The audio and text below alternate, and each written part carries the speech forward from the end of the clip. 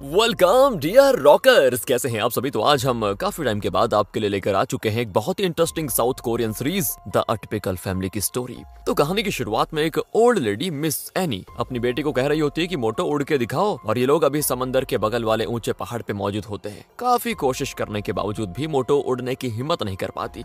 हाँ दोस्तों, क्योंकि उसे बहुत ज्यादा डर लग रहा था कि मैं इतनी मोटी हूँ, कहीं गिरकर मर ना जाऊं। वहीं मिस एनी अपने बेटे बैन से कहती है तुम पास्ट में जाओ, मगर वो तो शराब घटकाने में बिजी होता है। उसके डैड उसके हाथों से शराब की बोतल छीन लेते हैं और कहते हैं कि बेटा आंखें बंद करो और पास्ट में जाने की कोशिश करो। मगर बैन तो फिर से शराब की बोतल लेकर पीना शुरू कर देता है। इसके बाद मिस एनी अपनी ग्रैंड डॉटर से, जिसका नाम इना है, उससे कहती है बेटा तुम भी अब मिडिल स्कूल में आ गई हो, तुम्हें भी अब तक अपने सुपर पावर को अनलॉक कर लेना चाहिए। पर वो तो थी मोबाइल चलाने में बिजी। तब मिस एनी थोड़े भावुक होकर कहती कि हमारी फैमिली बर्बाद हो गई है, ना तो मुझे नींद की झपकी तक आती है, ना मैं फ्यूचर देख पा रही हूँ अपने सपने में, और ना ही तुम लोगों के सुपर पावर्स काम कर रहे हैं। मेरा तो ऐसा जी चाह रहा है कि मैं इसी पहाड़ से कूदकर अपनी जान दे दूं। ये कहकर वो भागकर किनारे पे जाती है। पर उसकी फैमिली में उसके हस्बैंड के सिवाय किसी और को उतनी रत्ती भर भी चिंता नहीं होती कि दादी कहीं जा रही है मरने के लिए। जिससे दोस्तों दादी का हस्बैंड यानी कि दादा अपने फैमिली पे चिल्लाने लग जाता है। तभी उनका बेटा बैन अचानक से समुद्र में कूद जाता है। लोग चिल्लाने लग जाते हैं कि अरे बचाओ बचाओ, कोई तो डूब रहा है। और तब एक जेनी नाम की लड़की आकर उसे बचाती है। वो उसे अपने कंधे पे उठाकर किनारे पे लेके आ जाती है। तब तक वो बेहोश हो चुका था,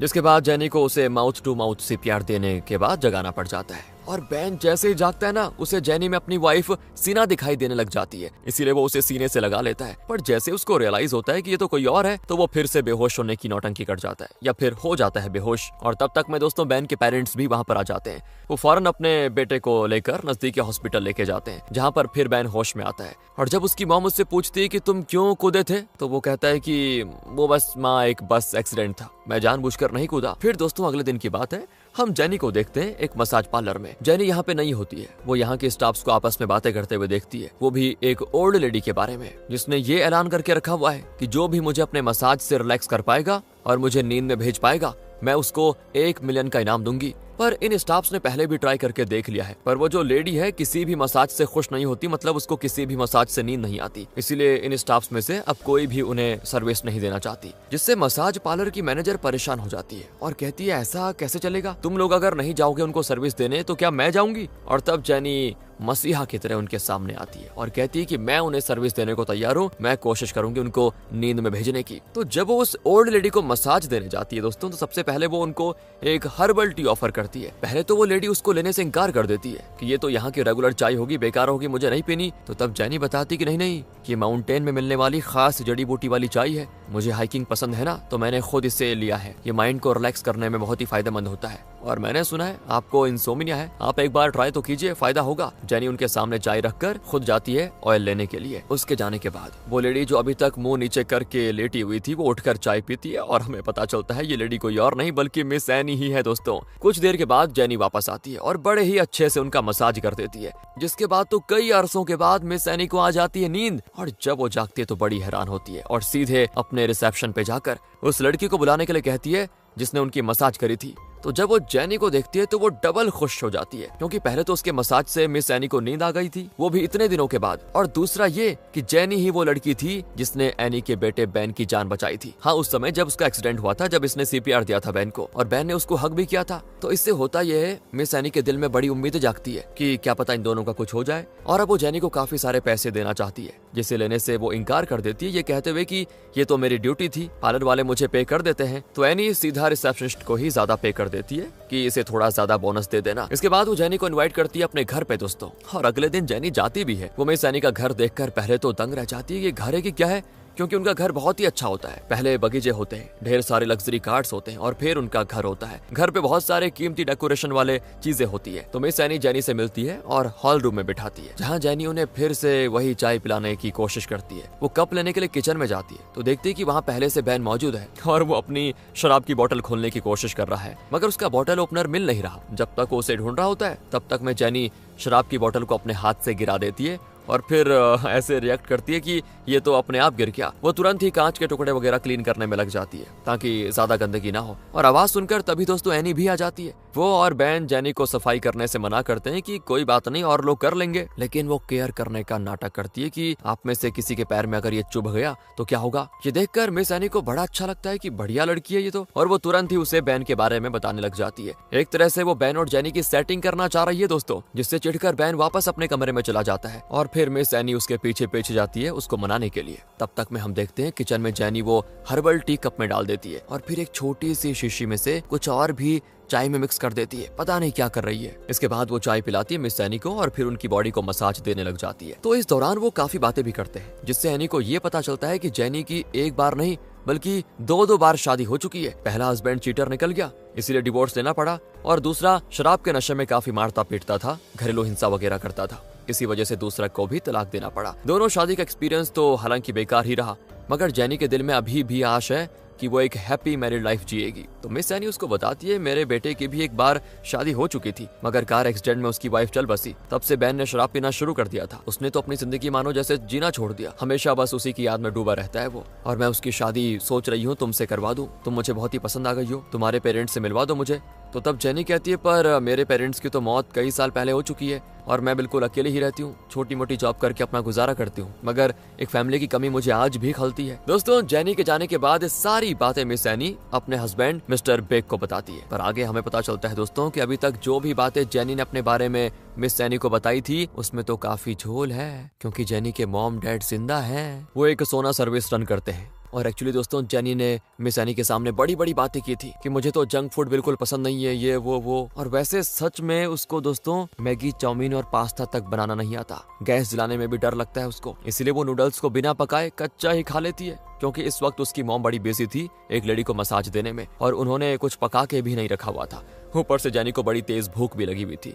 और उधर एनी बेक को यानी अपने हस्बैंड को जेनी की अच्छाइयां बताती है और बताते बताते सो जाती है, जिससे बेक बड़ा खुश होता है कि चलो इतने दिनों के बाद कम से कम इसको नींद तो आई। नींद में एनी को फ्यूचर की एक ग्लिम्स दिख जाती है, जिसमें जेनी ने एनी की खानदानी रिंग को पहना हुआ है जो कि शादी के बाद बहू को दिया जाता है वही। इससे एनी और भी ज्यादा श्योर हो जाती है कि मेरे बेटे की शादी तो पक्का उससे ही हो रही है और वो इस बारे में अपनी पूरी फैमिली को बताती है। फिर अब अगले दिन की बात है दोस्तों, बैन अपने खानदानी जिम में सोया होता है, तभी वहाँ पे आती है मिस ग्रेस जो कि यहाँ पे पर्सनल ट्रेनर के लिए मतलब अप्लाई करने के लिए आई थी जॉब के लिए। और ग्रेस का फिगर और पर्सनैलिटी को देखते हुए बैन बिना ज्यादा पूछताछ किए हुए उसे जॉब पे रख लेता है, मगर बैन की बहन मोटो आ जाती है बीच में। वो अच्छे से ग्रेस का रिज्यूमे देखती है और उससे काफी ज्यादा सवाल जवाब करने के बाद जॉब पे रखने के लिए राजी हो जाती है। इसके बाद दोस्तों हम देखते हैं कि जो मोटो है ना एक फैट रिमूविंग क्लिनिक में काम करती है, मगर मोटो खुद इतनी मोटी है कि जब भी कोई क्लाइंट उसको क्लिनिक में देखता और उससे कंसल्टेशन के लिए मतलब आता तो उनके मन में तो यही ख्याल आता कि जब ये अपनी टेक्निक को अपने पे इस्तेमाल नहीं कर पा रही है तो फिर हमें क्या बताएगी।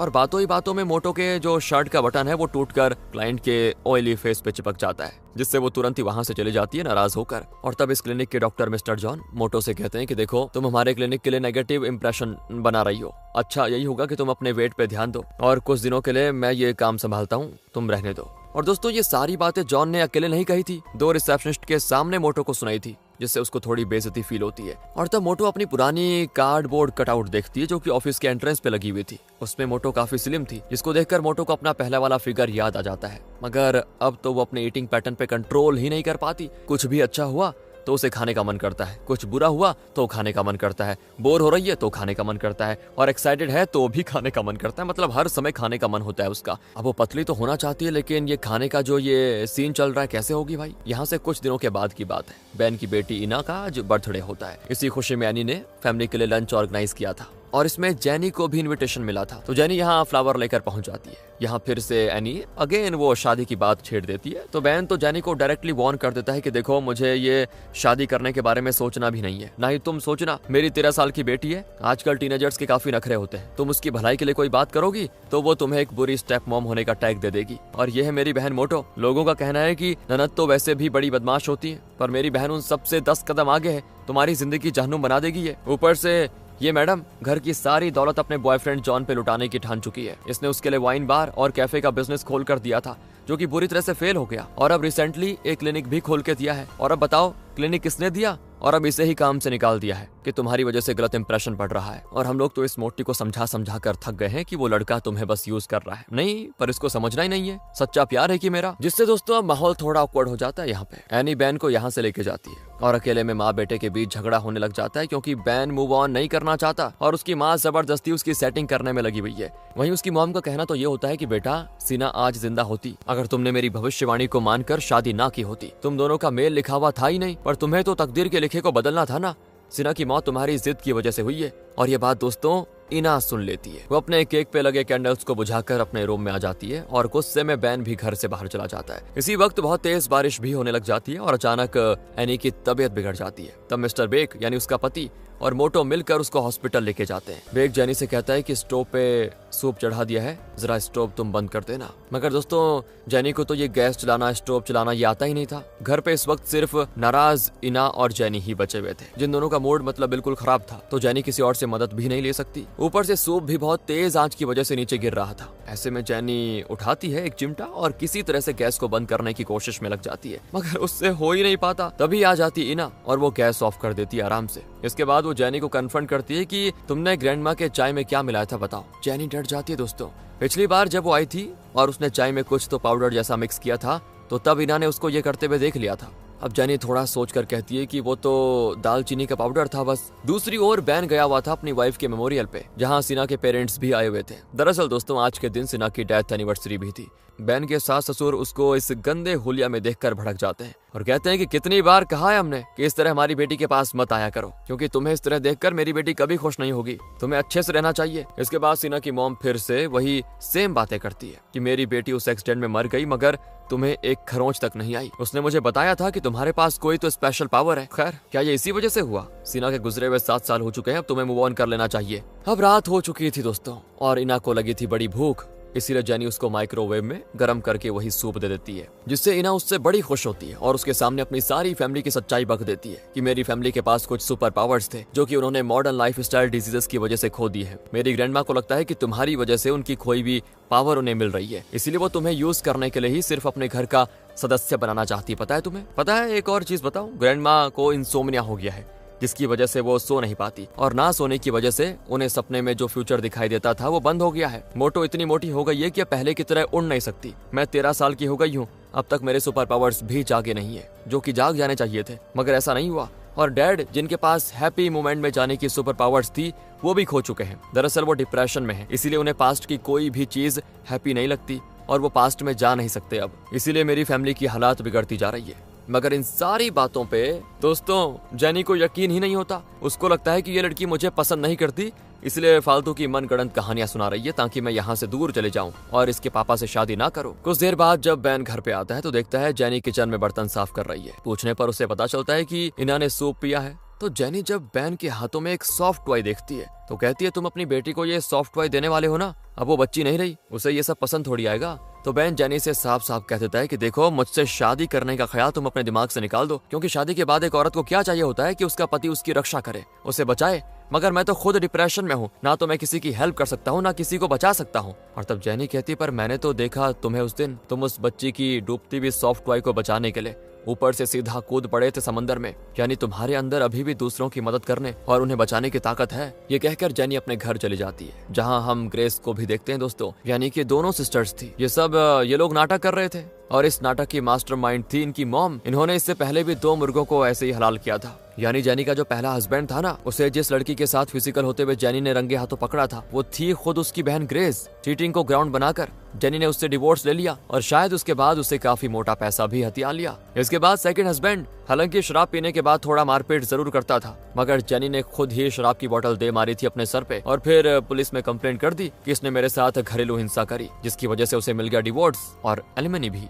इसके आगे हम देखते हैं कि इना ने जो अपनी फैमिली सीक्रेट बताए थे जेनी को कि हमारे फैमिली में सुपर पावर्स हैं, वही चीज जेनी अपनी फैमिली में अपनी मॉम, सिस्टर और अंकल को बता के बड़ी हंस रही होती है। इसके बाद स्टोरी पास्ट में शिफ्ट होती है जब बैन महज 10-12 साल का था। उस समय वो अपने दोस्तों के साथ एक लकी ड्रॉ खेलने गया हुआ था। जो भी इस ड्रॉ को जीतेगा उसको एक बहुत ही बड़ी सी मछली की शेप वाली कैंडी मिलेगी, जिसे वो जीत भी लेता है और बड़ा खुश होता है कि चलो मजे आ गए, क्योंकि उसके दोस्तों को वो नहीं मिल पाई थी, इसीलिए उसे खुशी हो रही थी। उसके सारे दोस्त उसकी खूब तारीफ भी करते हैं कि वाह भाई तू बड़ा किस्मत वाला है, तूने इतनी बड़ी कैंडी जीत ली। और छोटा सा बैन अपनी माँ के साथ एक खुशी बांटना चाहता था, इसीलिए वो उसे कैंडी को बिना एक भी बार खाए हुए लेकर जाता अपने घर अपनी मॉम को ये दिखाने के लिए। मगर ये क्या दोस्तों, उसकी मॉम खुश होने के बजाय बड़ी गुस्सा हो जाती है और कहती है कि मैंने तुम्हें मना किया था ना वहाँ जाने के लिए, वहाँ पे एक एक्सीडेंट होने वाला था, अगर तुम्हें कुछ हो जाता तो गुस्से में वो उस कैंडी को फेंक देती है, जिससे वो चकनाचूर हो जाता है और बैन रोना शुरू कर देता है। उसे बस वही पल याद आ रहे होते हैं जिस पल में वो उस कैंडी को जीता था। जैसे ही वो आंखें बंद करता है ना, वैसे ही गायब हो जाता है और पास्ट में पहुंच जाता है, वो भी उस वक्त जिस वक्त उसे कैंडी मिली थी।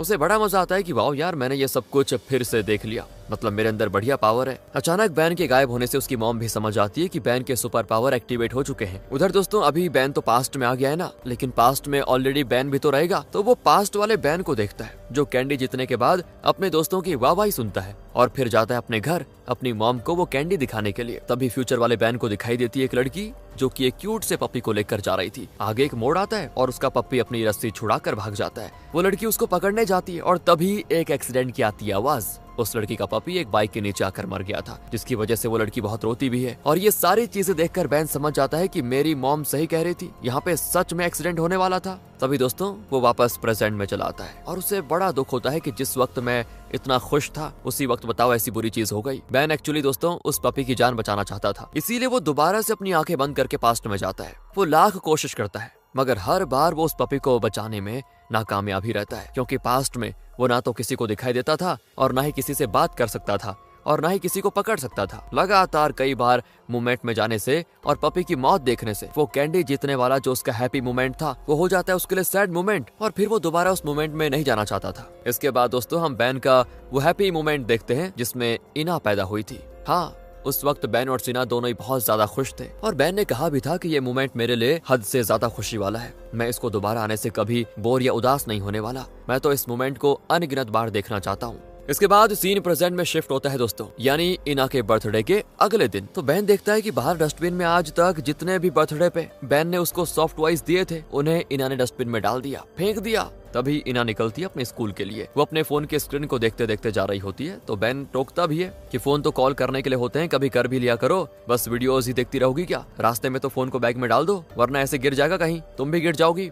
तभी दोस्तों हम एक ब्लैक बाइकर को देखते हैं जो कि इना को फॉलो कर रहा होता है। दोपहर के टाइम हम बैन को देखते हैं एक स्टोर में अपनी बेटी के लिए कोई दूसरा बर्थडे गिफ्ट खरीदते हुए। वहीं उसे मिल जाती है जेनी जो कि उसके चॉइस का मजाक उड़ाती है और फिर एक मस्त सा शूज पसंद कर देती है इना के लिए। इसके पैसे वो टेबल पे रख कर चला जाता है। तभी मॉल में दोस्तों फायर अलार्म बज जाता है और बिल्कुल अफरा तफरी शुरू हो जाती है। जेनी पैनिक होकर वहीं पे गिर जाती है। तभी वहाँ पे आता है बैन जो कि जेनी का हाथ पकड़ लेता है। और यहाँ एक चीज गौर करने वाली बात है दोस्तों कि बैन के हाथ में चोट का निशान है, जबकि उसे अभी चोट लगी भी नहीं है। कुछ देर के लिए जेनी दूसरे लोगों को देखती है भागते हुए, तभी बैन गायब हो जाता है और इसके बाद मॉल में अनाउंसमेंट की जाती है कि ये एक फॉल्स फायर अलार्म था। इसके बाद जेनी जाती है अपने घर और इना जब स्कूल से आती है और अपने रूम के दरवाजे पे वो कूल से शूज टंगे हुए देखती है तो उसे फौरन अंदर ले जाकर पहनती है, बड़ी खुश भी होती है। हाँ, उसे जूते बड़े पसंद आ गए थे। तभी वो देखती है कि दरवाजे पर उसके डैड छिपकर ये देख रहे हैं, हाँ उसकी हरकतें। अब अगले दिन जब मोटो जिम में जाती है तो देखती है कि जिम करने आए लोगों से लेकर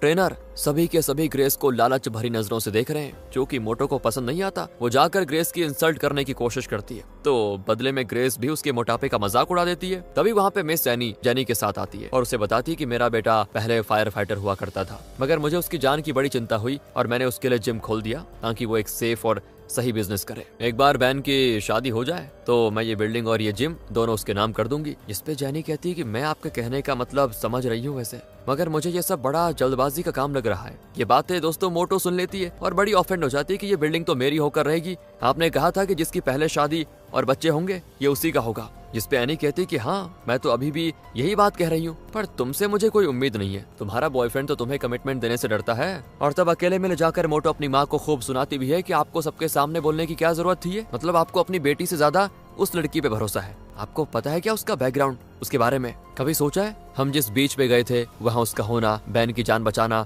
और फिर उसी मसाज पार्लर में जॉब करना जिसमें आप रेगुलर जाती हैं, ये सब आपको खटक नहीं रहा कुछ? तो एनी कहती है, अरे देखो जेनी बहुत ही प्यारी लड़की है, समझी। इधर जेनी को बैन मिल जाता है दोस्तों, वो उसको थैंक यू कहती है कल मॉल में उसका हाथ पकड़ने के लिए। और ये बात सुन लेती है एनी, जो कि फिर बात का बतंगड़ बना देती है और इनको छेड़ने भी लगती है। अच्छा तो बात यहाँ तक पहुँच गई, हाथ पकड़े जा रहे हैं। लेकिन बैन इस बात को झूठा बताकर चला जाता है वहाँ से और जेनी सिर्फ ब्लश करते रह जाती है। रात में दोस्तों जेनी की पूरी फैमिली साथ बैठकर प्लानिंग करती है कि आखिर ऐसा क्या किया जाए कि बैन और उसकी फैमिली जल्दी से जल्दी शादी करवा दे जेनी की। मतलब ये प्लानिंग की वो लोग बैन की शादी जेनी से करवा दे। अब अगले दिन की बात है, हम ईना को उसके स्कूल में देखते हैं। ये नया स्कूल था ईना का, उसने कुछ ही महीने पहले इसको ज्वाइन किया था और अभी तक यहाँ पे एक भी फ्रेंड बनाने में वो कामयाब नहीं हो पाई है। सारे स्टूडेंट्स ने अपना अपना क्लब ढूंढ लिया था पर उसने अभी तक कोई क्लब भी ज्वाइन नहीं किया था। इसीलिए ईना का क्लास टीचर कॉल करता है बैन को और उसको सारी बातें बताते हुए कहता है कि देखो, मेरे हिसाब से आपको अपनी बेटी से थोड़ा तालमेल बैठाना चाहिए,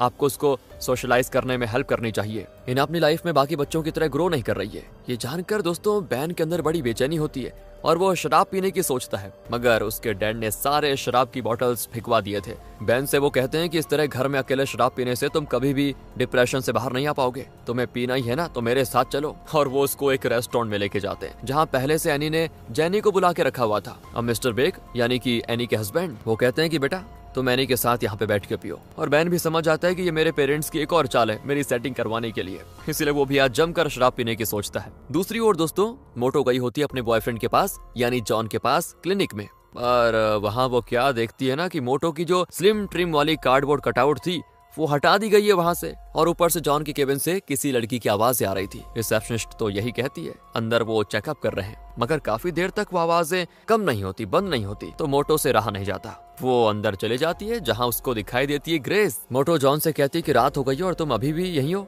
तो वो कहता है हाँ ये लास्ट पेशेंट आ गई थी इसीलिए रुकना पड़ा। अब इतना सुनते ही ग्रेस कहती है ओ सॉरी, अगर मेरी वजह से आपको लेट रुकना पड़ा मैं इसका कंपनसेशन देने को तैयार हूँ। और ये बात मोटो को बिल्कुल भी अच्छी नहीं लगती।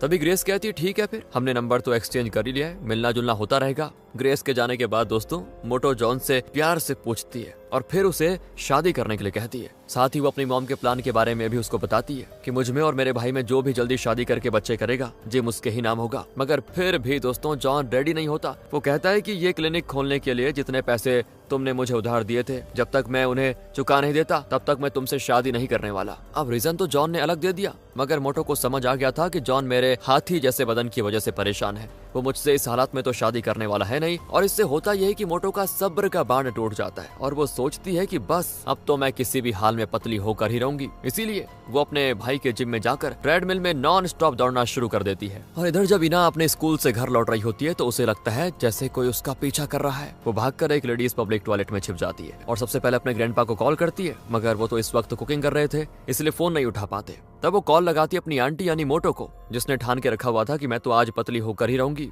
इसलिए वो भी फोन नहीं उठाती। इसके बाद इना अपनी ग्रैंडमा को कॉल करती है जो कि सोई हुई थी, और तब वो आखिर में कॉल करती है अपने डैड को और डरते हुए कहती है कि मैं जनगैंग पार्क के रेस्टोरेंट में हूँ, क्या आप मुझे लेने आ सकते हो? मगर अभी तक तो बैन पीकर सो चुका था इसलिए फोन उठाया था जेनी ने। मगर जैसे ही उसको समझ में आता है कि फोन जेनी ने उठाया तो वो कॉल कट कर देती है। हालांकि दोस्तों इन्होंने सारी बातें तो जेनी को बताई नहीं थी, मगर जेनी बैन को जगाकर कहती है लगता है इना का कोई पीछा कर रहा था, वो काफी डरी हुई थी और उसने तुम्हें पार्क वाले वॉशरूम में आने के लिए कहा हुआ है। और ये पता है दोस्तों आपको, पीछा करने वाला कोई और नहीं बल्कि जेनी का अंकल ही था। ये सब जेनी और उसकी फैमिली का प्लान है। बेटी ने कॉल किया था और वो खतरे में है। इतना सुनते ही बैन भागना शुरू करता है। हालांकि उससे तो ठीक से चला भी नहीं पाता, फिर भी वो गिरते पड़ते जेनी का सहारा लेते हुए किसी तरह से पहुंच जाता है उस वॉशरूम के पास, और वहाँ वो ब्लैक कॉस्ट्यूम और ब्लैक हेलमेट में उस आदमी को देख लेता है जिसे पहले भी बैन ने इना के आसपास देखा था। मतलब ये काफी टाइम से ट्राई कर रहे थे। अब वो उस आदमी से फाइट करने की सोचता है। जेनी भी अपने अंकल को इशारा करती है कि थोड़ा सा मार खाने की एक्टिंग कर लो, और ये बैन भाई साहब भी दोस्तों नशे में होने की वजह से एक मुक्का मार देते हैं उस आदमी को जो कि हेलमेट पे लगता है, और वो भी बेहोश होने की कर देता है एक्टिंग जेनी के इशारे पे। मगर असल चोट तो लगी थी बैन के हाथों में, क्योंकि हेलमेट पे लगा था उसका हाथ, जिससे वहाँ पे जख्म बन जाता है। अपने डैड की आवाज को सुनकर इना भी टॉयलेट से बाहर आ जाती है और देखती ही डैड ने मार खाकर उस बदमाश आदमी को बेहोश कर दिया जो कि मेरा पीछा कर रहा था। पर वो अपने डैड के कहने पर भी वॉशरूम से पूरी तरह से बाहर नहीं आ रही थी। वो बार बार अपना स्कर्ट पकड़ के रखी हुई थी, जिससे जेनी को शक होता है, और उसका शक सही था। इना को उसका फर्स्ट पीरियड हुआ था, इसलिए वो पास वाले शॉप से जाकर उसके लिए पैड ले आती है। वो उसे कैसे यूज करना है वगैरह ये सारी चीजें भी सिखाती है, बड़ा कंफर्टेबल फील करवा कर। तो जेनी उसको अपना जैकेट देती है ताकि वो पीछे से कमर पे बांध ले। फिर ये लोग जाते हैं घर, जहाँ फर्स्ट पीरियड के लिए बैन उसको कॉन्ग्रेचुलेट करना चाह रहा था, मगर इना तो अनकंफर्टेबल होकर घर के अंदर भाग जाती है क्योंकि उसके लिए ये बहुत अलग था।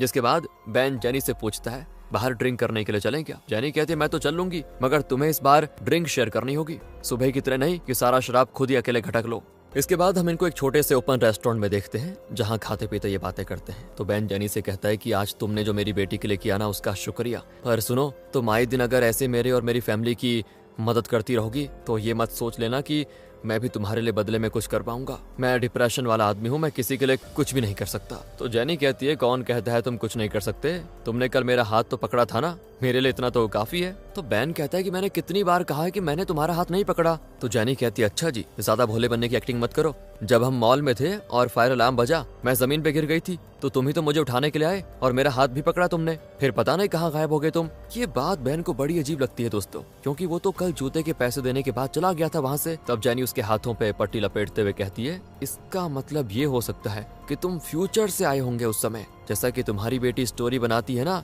तुम्हारे बारे में कि तुम पास्ट में ट्रेवल कर सकते हो, तो हो सकता है कि तुम फ्यूचर से आए हो और तुमने मेरा हाथ पकड़ा और चले गए वापस। जिसपे बेन कहता नहीं मैं तो अब पास्ट में जा ही नहीं सकता डिप्रेशन की वजह से। जिसपे मजाक में जेनी कहती है कि हो सकता है तुम्हें मेरे साथ रहकर खुशी फील हो रही हो अंदर से, जिसे तुम एक्सेप्ट नहीं करना चाहते। एक बार आंख बंद करके कोशिश तो करो, हो सकता है तुम मेरे साथ बिताए गए पास्ट के टाइम में चले जाओ। तो बेन कहता है अगर ऐसी कोई बात होती तो मैं पास्ट में जाने के बाद भी किसी चीज को पकड़ नहीं पाता हूँ, मतलब मेरे लिए सब इनविजिबल रहता है, मतलब मेरे लिए ऐसी सिचुएशन हो जाती है कि मैं चीजों को टच नहीं कर पाता। फिर तुम्हारा हाथ कैसे पकड़ पाता मैं? देखो वो मैं नहीं था जिसने कल तुम्हारा हाथ पकड़ा, सिंपल है। जिसपे जेनी कहती हो सकता है मैं स्पेशल हूँ। और दोनों फिर थोड़े हंसी मजाक के बाद अपने अपने घर चले जाते हैं। इधर मोटो मैडम जिम बंद होने के बाद भी ट्रेडमिल का जान नहीं छोड़ती दोस्तों, वो तो भागे जाती है। भागते भागते एक पल तो ऐसा आता है कि वो थोड़ा सा हवा में उड़ जाती है और फिर सीधे जमीन पे। उस वक्त जिम में ग्रेस मौजूद होती है जो कि उसको आराम से सांस लेने को कहती है, मगर वो रोने लग जाती है। उधर घर पे बेन को जेनी की कही बातें याद आती है और वो बस एक बार आंख बंद करके सच में पास्ट में जाने की कोशिश करता है और चला भी जाता है। वो पहुंच जाता है उसी मोमेंट में जब मॉल में फायर अलार्म बजा था और जेनी गिर गई थी, और तब बेन उसका हाथ पकड़कर देखने की कोशिश करता है कि जेनी जो कह रही थी क्या ये पॉसिबल है या नहीं। तो सच में दोस्तों वो उसका हाथ पकड़ पाता है। आज से पहले कभी ऐसा नहीं हुआ था कि वो पास्ट में गया हो और उसने किसी चीज को पकड़ा। ये पहली बार हो रहा है जब वो पास्ट में गया और किसी चीज को पकड़ा।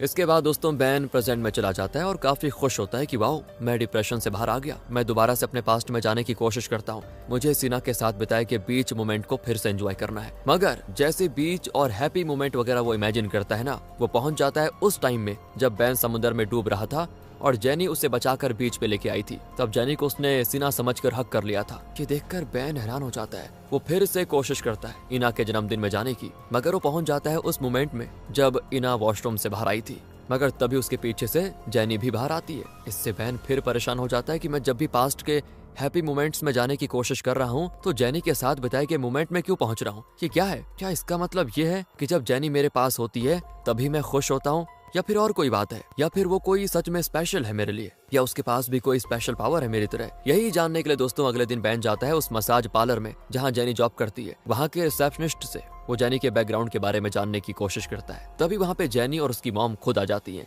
जब जेनी को वो कन्फ्रंट करता है ना कि मैं जब भी पास्ट में जा रहा हूँ तो मुझे सिर्फ तुम ही दिखाई दे रही हो, आखिर लोचा क्या है? तो मिस एनी उसको समझाती कि बेटा ये कोई लोचा वोचा नहीं है बल्कि प्यार है। फिर वो कहती है कि जेनी का हमारे परिवार के आसपास रहना अच्छा साबित हो रहा है। देखो ना हम सबकी खोई हुई शक्तियां धीरे धीरे वापस आ रही हैं। इना के भी पीरियड्स आ चुके हैं, उसके भी पावर्स जल्दी अनलॉक हो जाएंगे। हमें जेनी को यहाँ की जॉब छुड़ाकर इना के लिए ट्यूटर की जॉब पे रखना पड़ेगा। बहन को कुछ समझ नहीं आता दोस्तों, मगर मिस एनी ने तो ठान लिया था और उनकी मर्जी के आगे किसकी चलेगी? किसी की भी नहीं। इसके बाद सीन दोस्तों पास्ट में शिफ्ट हो जाता है और हम देखते हैं वो टाइम जब बेन फायर फाइटर हुआ करता था। तो एक दिन की बात है, क्या हुआ बताता हूँ आपको। उसे हॉस्पिटल से न्यूज आती है कि सिना को बेबी हुई है, जिसे देखने के लिए वो खुशी खुशी चला जाता है। वहाँ वो अपनी वाइफ और बच्ची के साथ ये स्पेशल टाइम एंजॉय करने में बड़ा बिजी हो गया था और बाहर एक बुरा एक्सीडेंट हो गया था। दरअसल हॉस्पिटल की कुछ ही दूरी पर एक स्कूल में आग लग गई थी। इसमें कई सारे लोगों की जान बचाई गई थी, मगर आखिर एक बच्चे की जान बचाने के लिए बेन के सीनियर की जान चली गई। इस बात का पता जब बेन को चलता है तो उसे बड़ा अफसोस होता है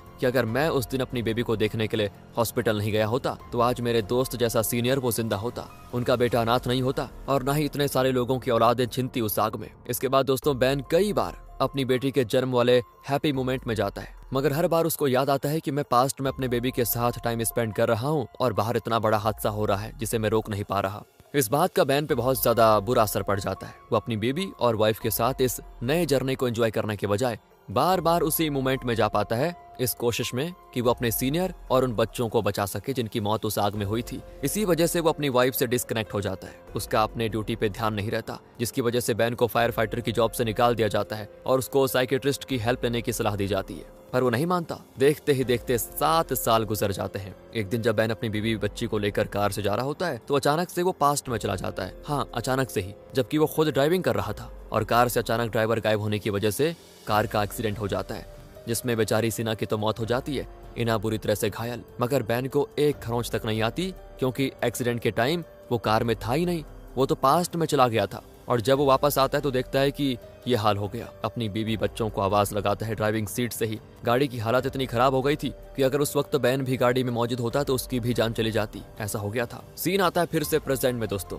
जेनी अपनी फैमिली को बताती है कि बैन को तो मेरा हाथ पकड़ना याद ही नहीं है। तब उसकी फैमिली बड़ी खुश होती है कि लगता है बैन मेंटली स्टेबल नहीं है। उसकी मॉम भी अजीब अजीब से सपने में फ्यूचर देखने की बातें करती है। ये सब कोर्ट के जजमेंट में हमारे फेवर में काम करेगा और उनकी सारी संपत्ति को संभालने वाली इकलौती समझदार और स्टेबल पर्सन घर की बहू जेनी ही बनेगी। कानून की मदद से हम इसे उनकी लीगल गार्डियन बनाएंगे। हालांकि ये इतना आसान तो नहीं होगा, तुम्हें काफी सारे एविडेंस जुटाने की जरूरत पड़ेगी बेटा। देख रहे हो दोस्तों, इनका अलग ही प्लान चल रहा है यहाँ। इसके कुछ दिनों के बाद जेनी हाथों में बड़ा सा गुलदस्ता लेकर पहुंच जाती है बैन के घर और उसकी फैमिली से कहती है ये मुझे बैन ने दिया था और कहा था मैं आकर इसी घर में रहूं, जिससे बैन ऑफेंड हो जाता है और कहता है ये तो झूठ बोल रही है, मैंने ऐसा कुछ भी नहीं कहा। वो साइड में ले जाकर जेनी को खूब झाड़ता है तो वो भी उदास हो जाती है और कहती है तुम मेरे साथ ऐसा क्यों कर रहे हो? तुमने पहले मेरा हाथ पकड़ा मॉल में और उससे इनकार कर दिया बाद में, फिर फाउंटेन के पास तुमने मुझे ये फ्लावर्स दिए, प्यारी प्यारी बातें की, मुझे टाइटली हक किया वगैरह वगैरह और अपने साथ यहाँ रहने के लिए कहा, और अब तुम इससे भी मुकर रहे हो। यार आखिर तुम मुझे सबकी नजरों में झुकाना क्यों चाह रहे हो?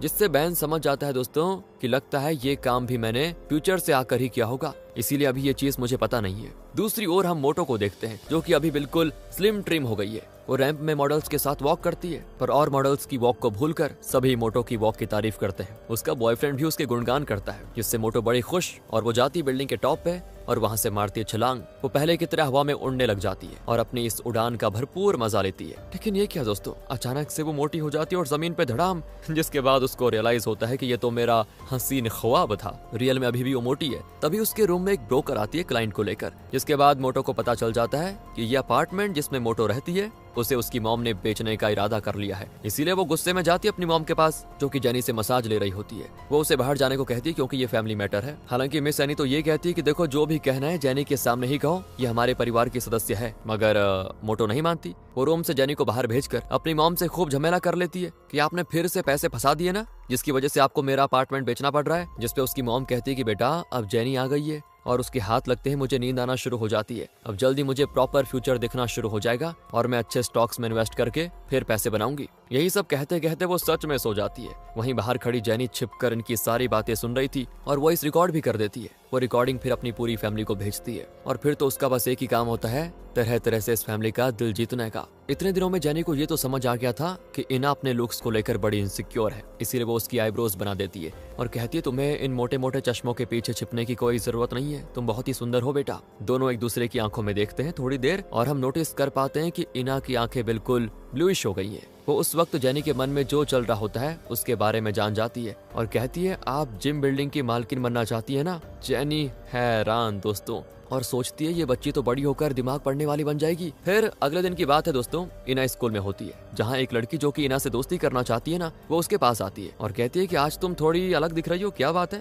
तुमने अपने आईब्रोज सेट करवा दिए, तुम बड़ी प्यारी लग रही हो। इना खुद की तारीफ सुनकर बौखला जाती है और उसके हाथ से अपना चश्मा छीनती है और इसी छीना झपटी में उसका चश्मा गिर जाता है। तब इना का क्रश वो चश्मा उठाकर उसको देना चाहता है, पर उससे पहले वो इना से थोड़ी देर तक आई कांटेक्ट करता है और सोचता है कि वाह यार कितनी क्यूट है ये।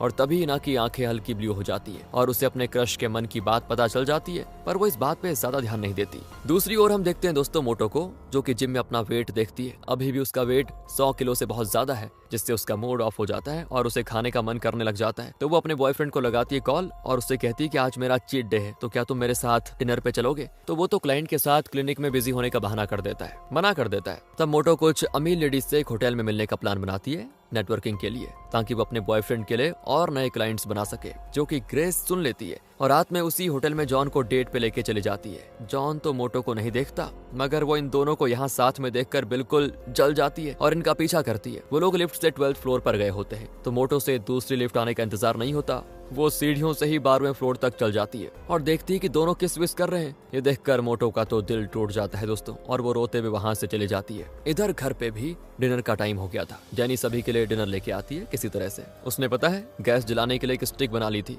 जिससे वो दूर से ही गैस जला और बुझा सकती है। अब मिस एनी तो सो गई थी, बेक क्लब गया होता है और वहाँ एक फीमेल के साथ डांस कर रहा होता है मस्त, जिसका वीडियो जेनी के अंकल बना रहे होते हैं। घर पे जेनी इन और बैन के साथ ही डिनर करती है और फिर जो कचरा रहता है वो बैन को बाहर डस्टबिन में फेंक आने को कह देती है। जब वो बाहर जाता है ना, तो उसे फ्लावर्स की ट्रक दिखाई देती है। उसमें ऑरेंज फूलों का गुलदस्ता भी होता है एक, जो कि दिखने में बिल्कुल जेनी के फूलों की तरह लग रहा होता है। उसे बैन उठाता है और सोचता है कि जेनी के फूल तो मुरझाने लगे हैं, और तभी वो उस टाइम में पहुंच जाता है दोस्तों जब जेनी पे वो नजर रख रहा था, यानी इना के फर्स्ट पीरियड के सेकंड डे। जेनी फाउंटेन पर किसी का तो इंतजार कर रही थी। बैन उसका पीछा करता है और तभी जेनी को भी अंदाजा हो जाता है कि उसके पीछे कोई है। वो देखती है ये तो बैन है, और बैन वो फ्लावर्स अपनी पीठ के पीछे छुपा देता है कि नहीं, ये फ्लावर्स तो मैं इसको नहीं देने वाला और ना ही इसको हक करने वाला हूँ। तभी उसे उसी ओर एक बाइक आते हुए दिखती है। वो जेनी को अपनी ओर खींचता है, जिससे जेनी खींच कर डायरेक्ट बैन के बाहों में चली जाती है और उस वक्त एक प्यारा सा मोमेंट बन जाता है। इधर प्रेजेंट में दोस्तों मोटो अपना सारा सामान पैक करके कुछ दिनों के लिए अपनी मॉम के साथ रहने के लिए जा रही होती है, क्योंकि उसका दिल टूट गया था।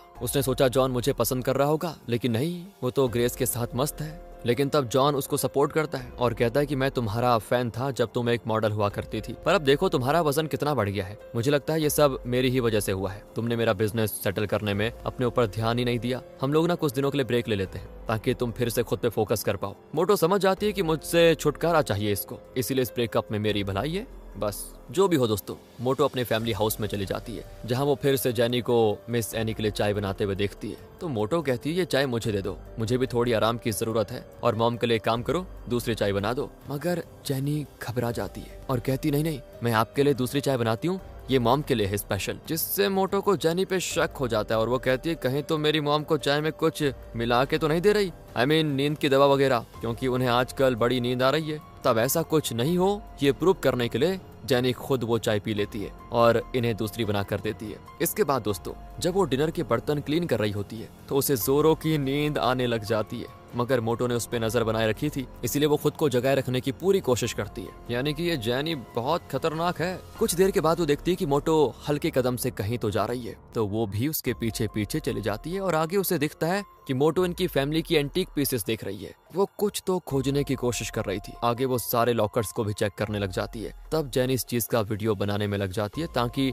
आगे चलकर जब मोटो इस फैमिली की लीगल गार्डियन बनने की कोशिश करे तो ये वीडियो दिखाकर साबित हो जाएगा कि इसने तो अपने घर पे ही चोरी की है, ये लीगल गार्डियन बनने के लायक है नहीं। पर आगे जेनी जो देखती है ना दोस्तों, उससे तो पैरों तले जमीन खिसक जाती है उसकी। दरअसल ऊपर वाले लॉकर तक मोटो का हाथ नहीं जा रहा था, पर वो उस तक पहुंचने की बहुत कोशिश करती है और देखते ही देखते वो जमीन से ऊपर उठ जाती है। वो उस लॉकर के लेवल तक पहुंच जाती है। इस तरह से मोटो को हवा में उड़ता हुआ देखकर जेनी की तो डर के मारे हालत खराब। वो उसे भूत समझकर जल्दी से वहां से भाग जाती है, पर उसकी एक चप्पल वहीं पे खुल जाती है, जो कि फिर मोटो देख लेती है। इधर भागते भागते जेनी टकरा जाती है बैन से, जो कि अभी ही पास्ट से प्रेजेंट में आया है। फाउंटेन के पानी में भीगने की वजह से उसके बाल अभी भीगे हुए हैं, गीले हैं।